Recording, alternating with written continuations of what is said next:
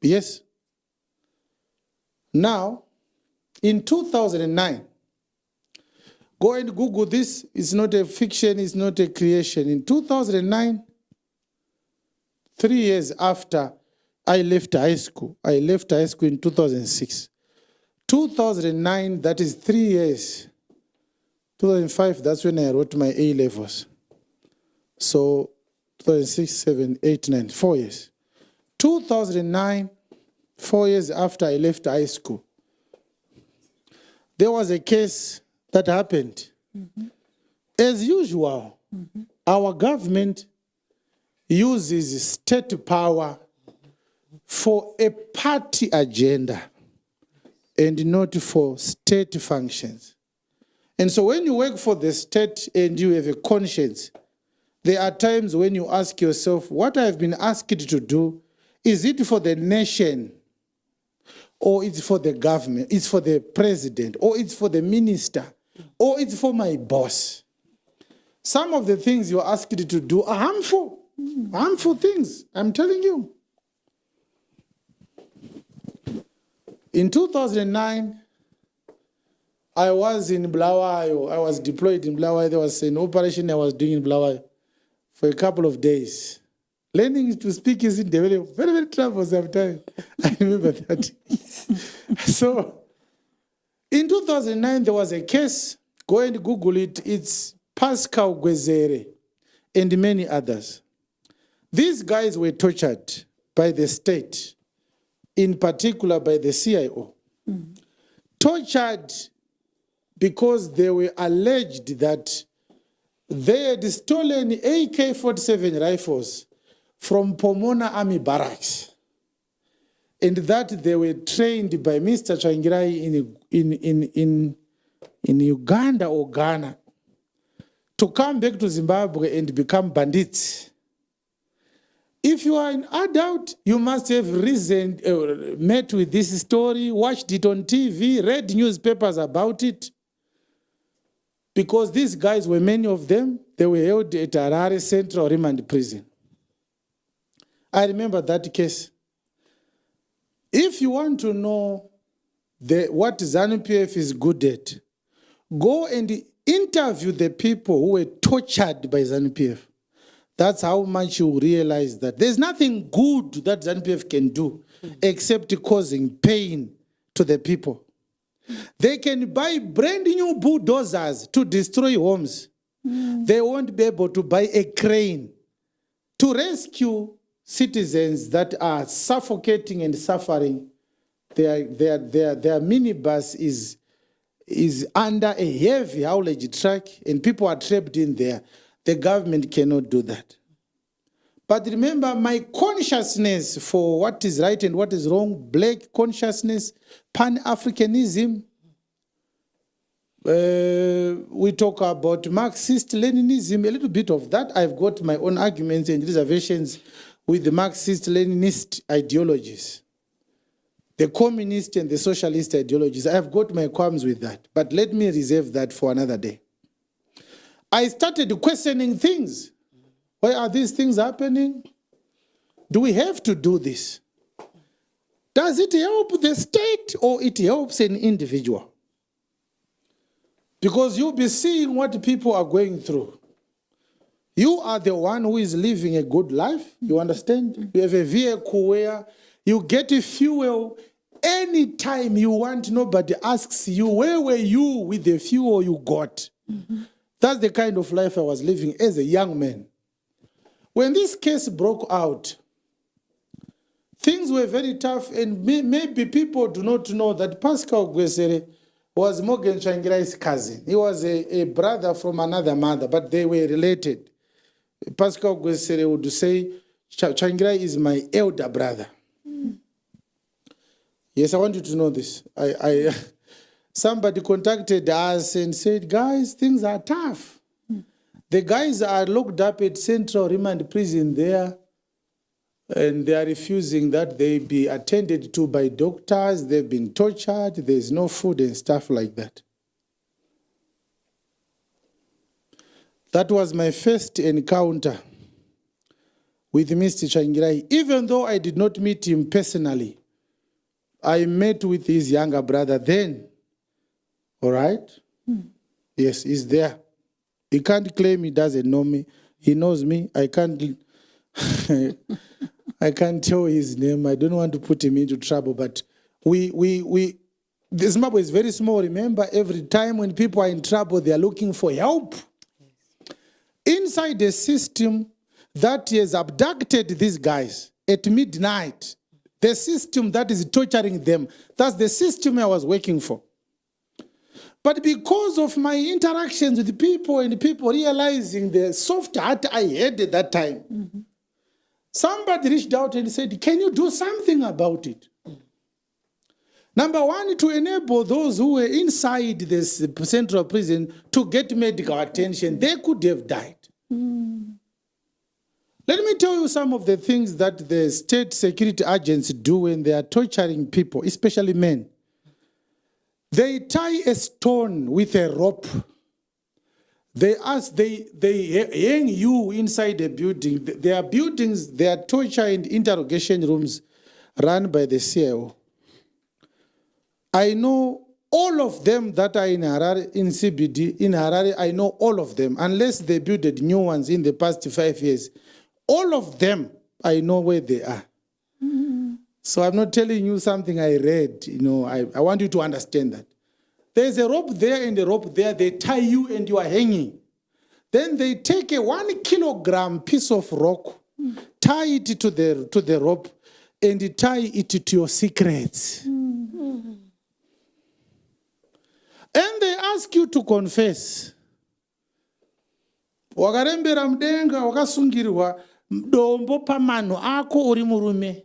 Kuseru kuroho rudirwa mvura iri kubuda mufiriji. That's how much they torture people. I know that. I watch the people being tortured. But it's not every time that you can do something about that. You understand? So,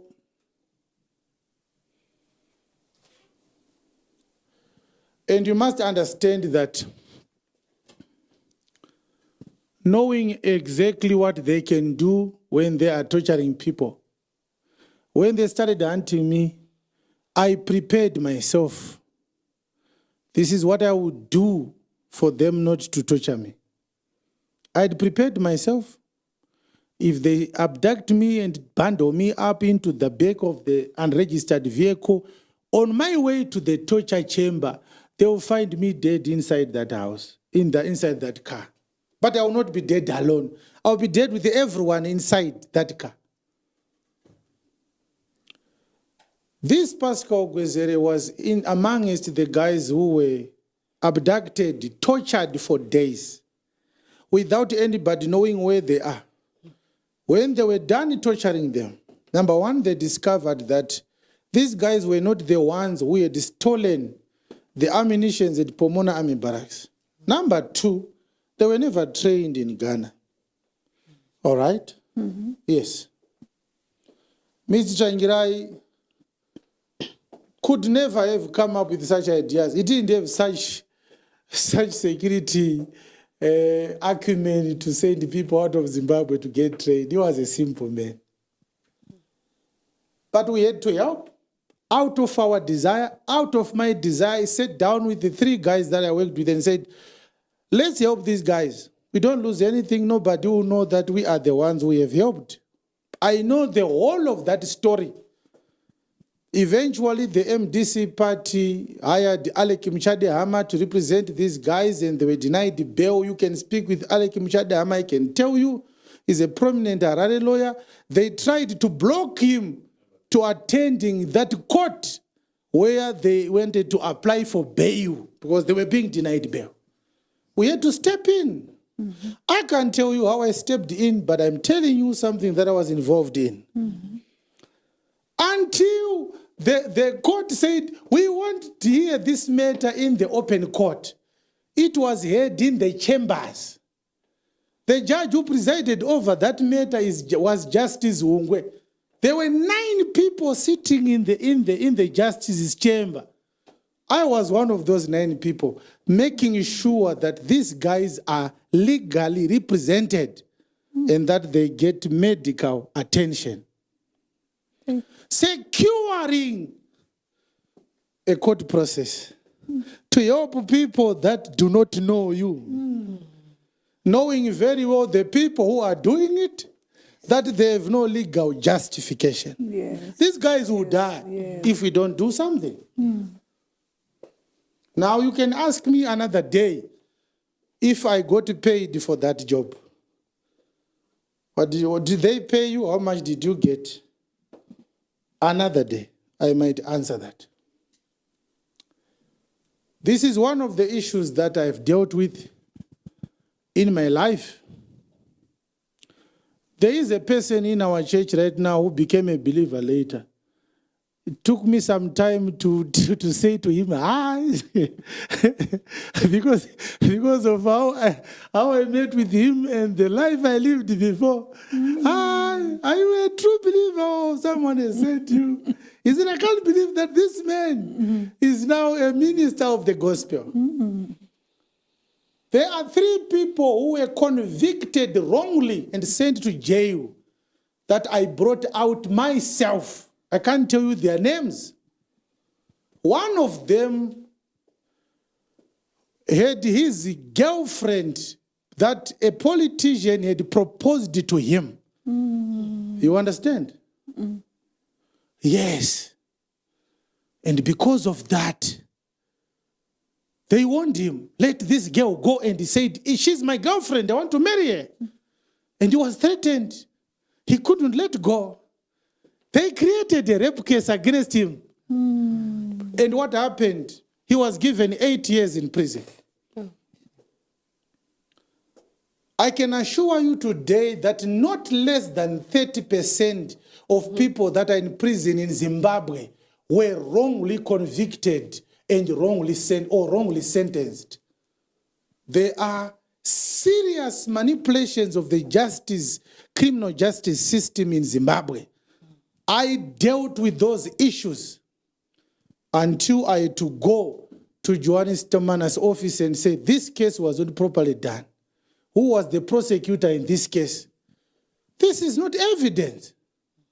And the woman finally said, no, I wasn't raped. I was told to confess that he raped me. And I said, this is the relationship. This guy, uyu, ndiye muridzi wemusikana. Akavarira munhu aida kuroora musikana uyu kuti aende kujeri.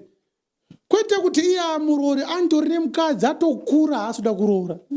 Kuti angoita girlfriend yake. Ask the people of Kado of Chinoi. How many people got arrested for Faba Shidarikire? I'm just telling you some of the few names.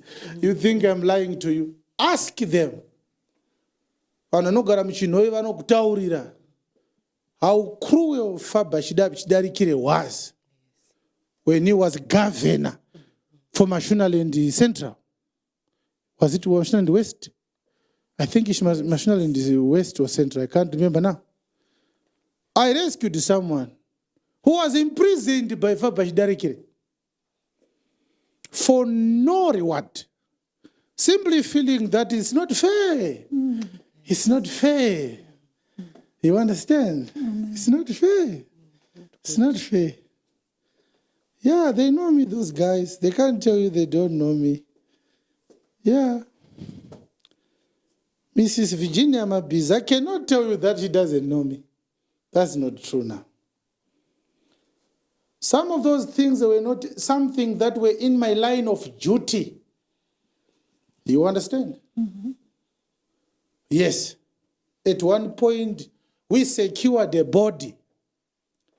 People killed someone, and they didn't want to give the relatives a body to bury their relative, whom they had killed.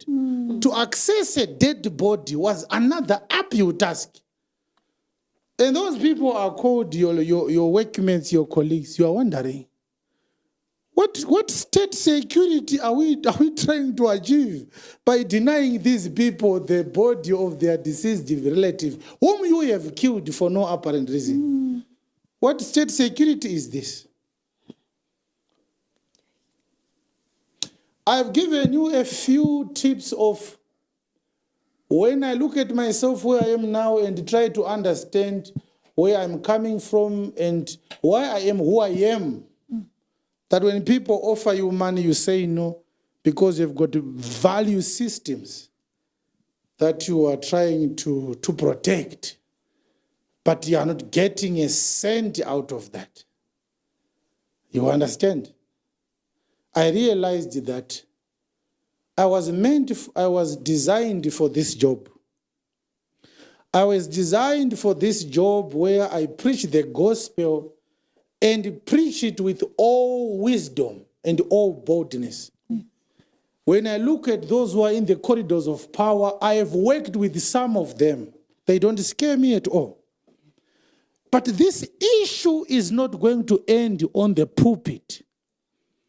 This is a prophecy that I want to clarify. Our nation is going to need national cleansing from a lot of spillage of blood and mutilation of people's privacy, people's peace.